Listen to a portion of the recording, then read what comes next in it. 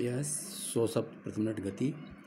देश में corona virus संक्रमितों की संख्या बढ़ती ही जा रही है और इस महामारी से निपटने के लिए हमारे डॉक्टर व अन्य स्वास्थ्यकर्मी जी जान से जुटे हैं, मगर पिछले कुछ दिनों से हमारे स्वास्थ्यकर्मी ही वायरस की चपेट में आ रहे हैं, जो काफ़ी बड़ी चिंता का विषय है।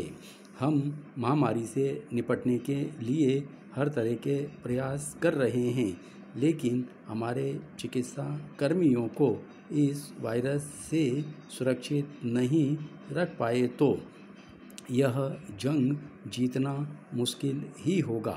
अकेले दिल्ली के विभिन्न अस्पतालों में 125 से भी अधिक चिकित्साकर्मी वायरस से संक्रमित पाए गए हैं। दिल्ली के अलावा अन्य राज्यों से भी स्वास्थ्य कर्मियों के संक्रमित होने की खबरें मिल रही हैं। स्वास्थ्य कर्मियों के संक्रमित होने की वजह से कुछ अस्पतालों को पूरी तरह बंद करना और कुछ की सामान्य सेवाएं रोकनी पड़ रही है। अधिक चिंता की बात तो यह है कि अस्पतालों के उन विभागों के डॉक्टर और अन्य चिकित्साकर्मी अधिक संक्रमित हो रहे हैं जहां कोरोना के मामले भर्ती नहीं होते। उनके जरिए दूसरे मरीजों में भी इस वायरस का संक्रमण फैल रहा है। कोरोना संक्रमितों के इलाज में जुटे डॉक्टरों और अन्य चिकित्साकर्मियों के संक्रमित होने का खतरा तो नियमित बना ही रहता है, लेकिन अस्पतालों की कामकाजी गतिविधियां एक दूसरे विभागों से जुड़ी रहती हैं और वायरस का दायरा एक दूसरे के बीच संपर्क के कारण बढ़ने का खतरा भी बना रहता है।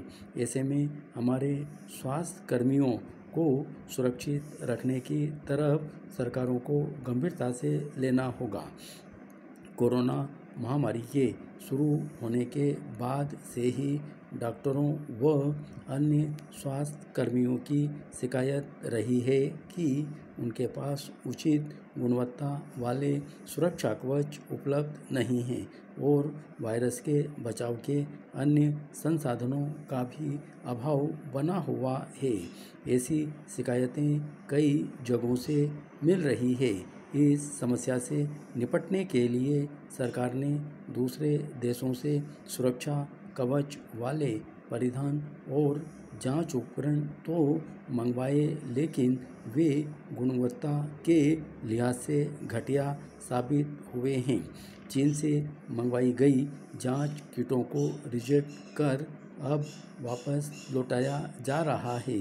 जांच किटें उचित गुणवत्ता वाली होती तो संक्रमितों की जांच में तेजी आती और महामारी से पार पाने में अच्छी मदद मिलती। समझने की बात है कि यदि हमारे डॉक्टर व सहयोगी चिकित्साकर्मी भय के वातावरण में किस तरह अपनी जिम्मेदारी अच्छी तरह निभा पाएंगे।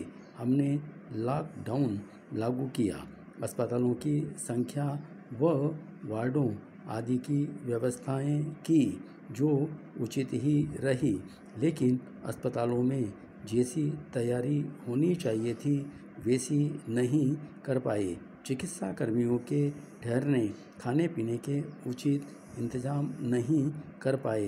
इन कर्मियों की तरफ और डॉक्टरों व अन्य चिकित्सा कर्मियों को संक्रमण से पूरी तरह बचाने में गंभीरता बरतनी होगी।